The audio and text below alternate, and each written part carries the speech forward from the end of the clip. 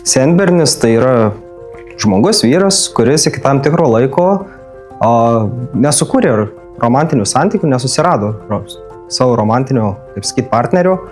Ir tas amžius, tam tikras laikas yra labai abstrakčiai apibrėžiamas pagal visuomenę, pagal socialinės normas, pagal tam tikrus socialinius ratus.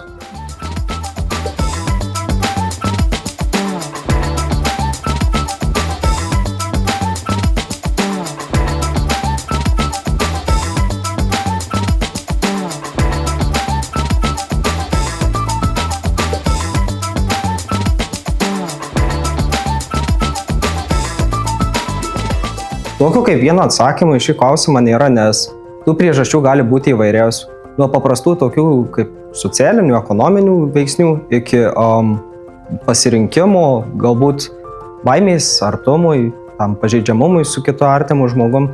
Tai tų priežasčių gali būti įvairiausių ir tikrai sunku apibrėžti kažkokią vieną svarbiausią. Praeities, sakykime, kažkokie įvykiai galėjo turėti tam tikrą poveikį tiesiog ateities santykiams. Tai gali turėti, kaip sakyti, kažkokį poveikį, bet tai nėra dažniausiai pagrindinė priežastis. Toks įsitikinimas, kad jeigu žmogus nesukūrė romantinių santykių ir jis yra nelaimingas, yra neteisingas. Kadangi dauguma žmonių, kurie nesukuria to romantinio santykio ir visgi ieško to socialinio pilnavertiškumo, jie dažniausiai sukuria savo santykį su kitais žmonėmis. Dažniausiai tai būna draugai, galbūt šeima, kažkokios visuomenės grupės.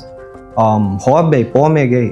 Tai tikrai negalima teikti taip, kad jeigu žmogus nesukuria romantinio santykio, kad jis nesijaučia pilnavertiškai. Tokie komentarai, kur žmogus yra spaudžiamas į tam tikro pasirinkimo, kaip sakyti, pusę, yra dažniausiai žalingi. Kodėl jie yra žalingi? Nes žmogus jaučia tiek ir nepalaikymą jo sprendimą. Jeigu jis, pavyzdžiui, sąmoningai priima tokį sprendimą, kad aš noriu būti vienas, tai tik parodo, kad žmonės įspaudžia ir nepalaiko jos, kaip sakyti, sprendimų, kad jis nusprendė būti vienas. Ir tokie komentarai tikrai turi daugiau žalos. Tai yra aplamai stigmatizuojantis požiūris. Jeigu žmogus dėl bet kokios priežasties nusprendė, kad jis nori būti vienas ir jam yra kažkokia kaip klijuojama etiketė, kad tu čia senbernis, tu senmergė, yra žalingas požiūris į žmogų. Nesvarbu, ar tu vyras ar moteris. Galbūt visuomeniai palinkėčiau tik tokį dalyką, kad jeigu žmogus nusprendė likti vienas, tai tiesiog priimti jo sprendimą kaip brandų, jeigu tai yra, kaip sakyti, savanoriškai priimtas sprendimas. Tai tiesiog priimti tokį žmogų su jo pasirinkimu, o nedaryti jam spaudimą.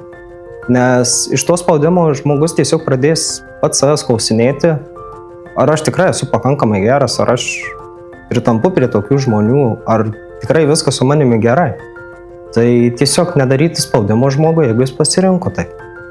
Projektą Kalendorius – mažorinė ir minorinė istorija iš dalies finansuoja Medijų rėmimo fondas. Parama 9 000 eurų.